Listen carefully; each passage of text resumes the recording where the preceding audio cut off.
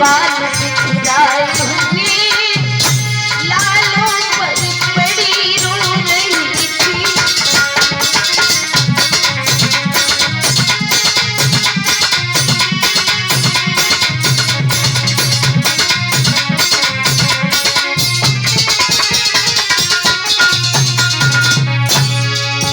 मैया द्रौपदी सभा के कुरुक्षेत्र के मैदान में तड़प रही है।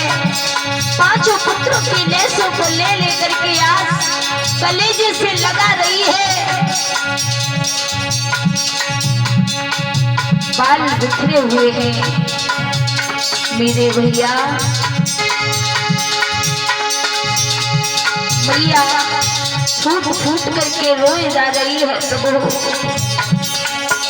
जिस दिन से सहस्त्रापुर में आई हूँ उस दिन से आज तक मैंने चैन की चलिया नहीं खाई। एक दुख जाता है दूसरा आकर के खड़ा हो जाता है। द्रौपदी रोई रही थी तब तक इधर भगवान मुरली मनोहर अर्जुन को साथ लेकर के और वहां आगे मैया ने देखो तो क्या बोली द्रौपदी मैया, मोहन के आगे ही बोली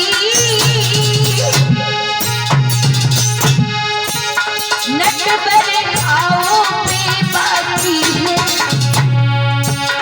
अथवा इस खेल तुम्हारे में कुछ और कसर भी बाकी है।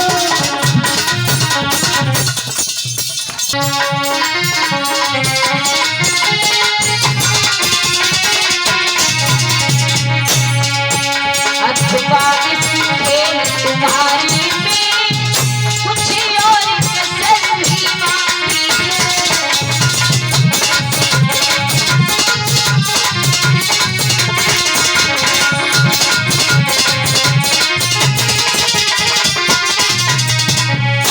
मेरे भैया द्रौपदी मैया कुरुक्षेत्र के मैदान में बिलख रही है, रो रही है। तब तक भगवान श्री कृष्ण आ गए अर्जुन को साथ लेकर के। जवाब दिया, बहन द्रौपदी क्या हुआ, क्यों रो रही हो, क्या बात हो गई, अगर हमें बताओ तो सही। द्रौपदी कहने लगी, कृष्ण मोहन के आते ही बोली नटवर आओ वे बाकी हैं अथवा कुछ खेल तुम्हारे में कुछ और कसर भी बाकी है। कृष्ण आओ देखिए, अगर कुछ और आपके खेल में कसर बाकी रह गई हो तो वो भी पूरी करा लो। भगवान बोले, द्रौपदी बहन अरे आप कहना क्या चाहती हो, भला रो क्यों रही हो, बात तो पूरी कम से कम बताओ। द्रौपदी मैया कृष्ण को अंदर तंबू में लेकर के गई। पांचों बेटों की लेसें पड़ी जाकर के दिखाई, कृष्ण ये है इसलिए मैं रो रही हूँ। कन्हैया ने पांचों पुत्रों की लेसों को देखा, कहने लगे, बहन द्रौपदी ये कैसे हो गया, और ये पांचों पुत्र मरे पड़े हैं, ये कैसे हुआ। तो द्रौपदी कृष्ण से बोली, कन्हैया हमें पूछ रहे हो कैसे हुआ, ये सब कुछ तुमने करवाया है, तुम्हारा किया हुआ है, और फिर इतने अनजान बन रहे हो सब कुछ जानने के बाद भी। और क्या बोली द्रौपदी मैया,